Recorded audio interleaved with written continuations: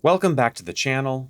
I'm Max Rosenblum. The following is another clip from my appearance on the Isaac Abrams Show. In this clip, I talk about growing up Jewish in Milwaukee, Wisconsin in the 90s, what I bought with my bar mitzvah money, and almost joining a Jewish frat in college. I'll link the full episode down in the description. Take a listen. Hope you enjoy. Like, what's the average age you tell kids Santa's not real? As a Jew, I have no fucking idea. Ah! I Totally mean, right. it's weird. Like, we moved to Milwaukee when I was 6. Mhm.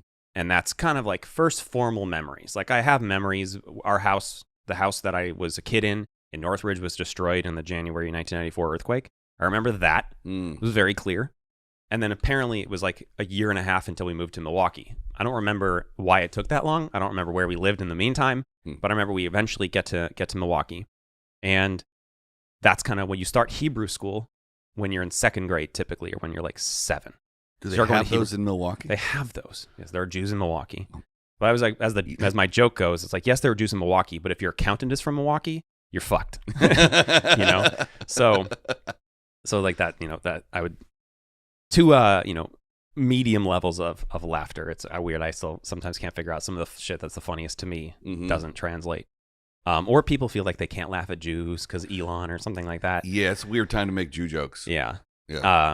And I always say in my stand-up, I say that if it comes down to the point where I'm like talking about being Jewish a lot, I'll say like I talk about being Jewish a lot in my act because it's easier than developing a personality. But there aren't. You go to Hebrew school in second grade, and I had to get picked up from the school to be taken there because my parents worked. And you get picked up in the bus labeled JCC, Jewish Community Center, and you're standing out on the corner or on the sidewalk at school. All your friends are leaving. They're all going to play PlayStation. They're going to play Little League. They're going to play basketball. They're going to hang out after school. And I have to wait with me and one other kid, to be picked up by a man who's 70 who shouldn't be driving with like Right. with like glasses like thicker than Lizzo. And he takes me to Hebrew school, and I that's where I meet up with all the other kids in Milwaukee who are like coming from all these different locations, like the 2 kids from that school and the 2 kids from that school, and you come here. Oh, right. And it's like it was weird because that's, I wouldn't say like, oh, like that's why I do stand up, but you have these little experiences throughout your childhood or whatever of like being different, or something weird happens to you and you're like, oh, like kind of develop like a thick skin. There aren't many, especially then, Jews in Milwaukee. It was like again, I wouldn't say like I was othered, but it wasn't like all my friends celebrated Christmas.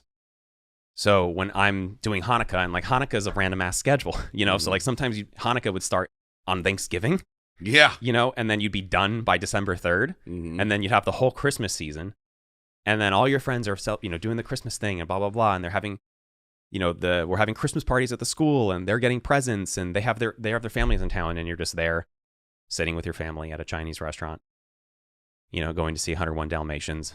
And then a guy from Miami living in Milwaukee walks up wearing sandals and shorts.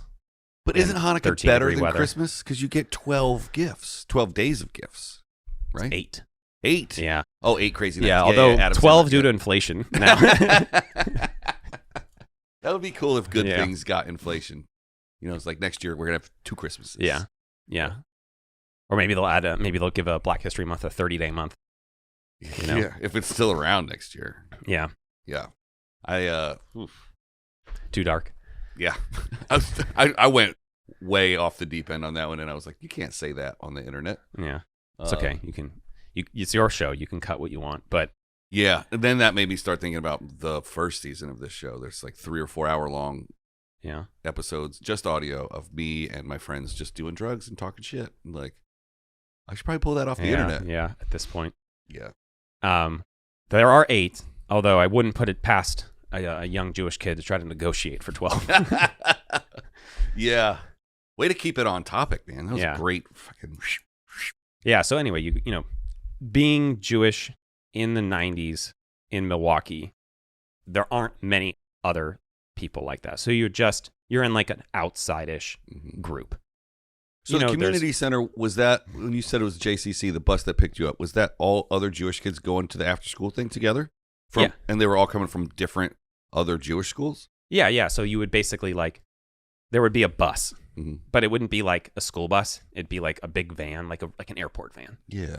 And after school, you'd go out to the side, to the curb where parents picked up their kids, and you'd sit there and you'd wait for the guy from the JCC, and then he'd pick you up, and then you go to another Jewish school, and he'd pick them up, and after we picked everyone up, he would take us to the JCC, and then eventually to the synagogue for Hebrew school twice a week. And that's like your first, like I remember the first day of Hebrew school, learning the alphabet, you know.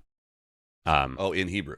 In Hebrew. Yeah. Yeah. And all of it, starts when you're 7, and you go twice a week during the week, sometimes on Saturdays, especially as you get older.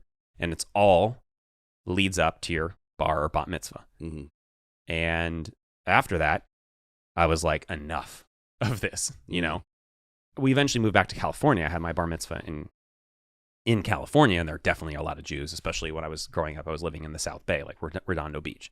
Yeah. So when people ask me where I'm from, even though I spent time in Milwaukee, SoCal, it's like I'm from SoCal. Right. So moving here, even for stand-up, is not that weird because it's like I'm home. Mm-hmm. Even if nothing ever happens with this and never get booked on a movie or never get a writing job, it's, SoCal, Los Angeles is where I grew up. And so I was like, enough of this. This is so much forced Judaism. Mm-hmm. And then I stopped for like all of high school. I just didn't go to anything Jewish, like holidays and stuff like that. But I didn't like go to any like Jewish, like specific programming. So like shortly after your bar mitzvah, Shortly after my bar mitzvah, I was like, this is like enough. You just took the money and ran. You're just like, I'm going to take I took the money. I took the money. I bought a GameCube. Ooh. I finally, I spent because my parents didn't allow us to have video games when we were kids. I'd have to go over to my friend's house. Yeah, same. And finally I bought my own. And the reason I bought a GameCube in classic price viewing fashion, it was $250 or like $249.99 for a GameCube and $299.99 for a PlayStation. I was like, this one's cheaper. Wow. Yeah, I could have just spent $50 extra. Yeah. But I was like, this is cheaper. Hey there. Sorry to interrupt this video, but I have to give a shout out to my sponsors.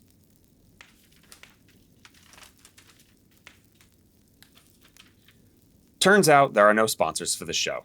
So the best way you can help is to like this video, subscribe to the page, and drop a comment to let me know what you think. And now back to the video. So I bought the GameCube. The GameCube. Yeah. Was that it? That wasn't the Nintendo, right? That was. Yeah, a Nintendo GameCube. Is it the one right before the 64, or was it? Yeah, it's definitely after. Yeah. After the 64. Yeah. That's how old I am. Yeah. GameCube. Oh, that's probably the reason I don't remember it. Yeah, so I cashed in, and without going all the way into that story, it's like you go 5 years roughly where you're not particularly engaged, and then I got to college, and when it's not when something isn't forced on you, like that's kind of one of the things too, is especially when you talk to liberals in big cities, and I promise this is like a related thing. You talk to like liberals in big cities, and they're like, oh, like everything's terrible, right? And I can't bring a kid into this world. But if I do bring a kid in this world, I'm going to raise them liberal. And it's like fast track to conservatism. Like the more you put the more you put your pressure on your kid to do a specific thing, the more you're like asking them to do the opposite, And so because it was so forced on me, I kind of wanted to stop. Also didn't help that, like for the first 3 or 4 years of doing all this Jewish activity in Milwaukee, there aren't many Jews. So you don't feel like you're really part of something. You're kind of an offshoot. And then when I go to college, I kind of pick it back up again. And I'm very interested in like Jewish life on campus and all because that's that. a fast way to find community in a college. And I did not join the fraternity. I almost joined the Jewish fraternity, but there was way too much hazing. Dude, you've said so many things today that I've never thought of as like having the first time thought. Like, yeah. I did not know there would be a Jewish frat. Oh, there's several. But why wouldn't there be? Yeah. Like it's just wow. Not only do we have a Jewish frat, but we control the finances for all the other frats. Hilarious. But you got to write a movie about a Jewish frat. But I wasn't in one, so I feel like it's a bit of a stolen valor. Well, you write the guy who couldn't get in. Yeah. Sure, it was just too much hazing. Yeah, the blood stuff. Man. And yeah. No. I wasn't ready then. Right. But there was too much hazing, and by the way, I realized like I went to UC Davis. Like it's a pretty academic school. It's kind of like low, like dark horse up there. Yeah. When you're like, you don't really think about like rankings of like, oh, you think of UCLA or you think of, Michigan or whatever, but it's like up there in terms of rankings. Like, I don't know how they rank them, but it is. But like, if you like the fraternities at party schools, like we heard about like the Jewish fraternity at University of Arizona. Yeah, Arizona's like, notorious. That was like what we did at Davis was like a picnic. That was like hanging out, sipping tea with your gals. So you're saying Davis partied more than Arizona? No. I'm saying what I went through and decided not to partake in looked like a tea party in comparison to what I'd heard about what other Jewish frats did at bigger colleges, like party colleges, sports colleges. They go crazy. Yeah. And so I was like, we had one scavenger hunt in the middle of the night where we had to run several miles around campus from place to place to get clues. And when we get to a place, in order to get the next clue, someone had to chug, a certain amount of like, here's 3 gallons of milk. One person could chug all 3, or you can divide it equally amongst all of you, right? And then it's like, okay, now that you're done with that, here's the next clue. We went out to In-N-Out in Davis, and the challenge there was, here's 100 packets of In-N-Out Thousand Island sauce. One of you could eat all 100, or you can split it evenly amongst all. You know what I mean? Like that was like this is what being in a fraternity is like. I don't know if it's worth it for the pussy that they promised you. By the way, like they promised you pussy, but I have no idea if like the pussy was ever came. I'll have one pussy, please. That's so funny. And can I put some Thousand Island dressing on that pussy? Yeah, and some milk. Yeah, milk, Oreos, beer, warm beer, microwaved beer. By the way, what's the female fraternity? It's a sorority. Was there a Jewish sorority? There was. So is that where they're guaranteeing the pussy from? What I will say is that I think that they were like, I mean, like sister brother, like not like literal sister brother, but like you had like an alliance with like the Jewish fraternity, and they'd have events together. Yeah. But I don't think the Jewish guys were seeking out the Jewish girls. Not till the senior year when it's time to get married. Or that. As opposed to like Tri Delta or Sigma, whatever the fuck, Yeah. There's easier targets. Yeah. All I know is that by not joining the fraternity, I was never allowed to go to their parties. Because, Oh, yeah, you don't want extra dudes hanging out. Well, you don't want extra dudes to hang out, but you don't want a dude who declined you. It's like, I don't want to be here. Can I come? So I kind of get it, but it's like when you're a freshman, you can't go to bars. You don't know anyone who lives off campus. So you can't go to house parties. And then you're not allowed in the frat that you declined. And if you go to a different frat, you got to show up with 5 girls for every 1 dude or whatever, Yeah. So I went to probably 3 frat parties in my entire freshman year because unless you could show up with a high ratio of women to men, there was no reason for you to have me. And I declined. I actively was like, I can't do this. I never thought about that. You can't go to the fraternity that you turned down. I mean, how many people are turning down fraternities either, too? So that's so funny, man. I'll tell you, myself, I turned it down, but I turned it down at the same day as 2 other guys turned it down. Now, I didn't know these guys that well, but 3 of us kind of like, were like, hey, like, you're not liking this, right? And I was like, yeah, you're not liking this, right? And we're like, I'll quit if you quit. I'll quit if you quit. I'll quit if you quit. And one of those guys in particular, I'm still friends with to this day. I was going to say, you got to still be friends with those guys. We're still friends. He worked for the NFL, like in New York for a very long time. And like we met up last year. It's like 20 to 24. Like you're talking about 17 years after chugging warm microwaved beer at the behest of, Jewish guys who thought they were cool, I suppose. We were hanging out, and I don't know. Now you get free tickets to the Super Bowl. Did not get that. Oh. But he did work for MLS for a minute, and we did go to a Red Bulls game in Jersey. Jersey. Yeah. Yeah. That's cool. And what happened to the other guy? I know he lives in Calgary now. He's a lawyer. We were friends. Like not as close, but nice guy. And I ended up, I kind of was like, okay, I don't really know because this is freshman year. I mean, they're really, the fraternity recruitment process is particularly because my dad was in the same fraternity. Like you're on the list and something about Jews and lists, not big fans.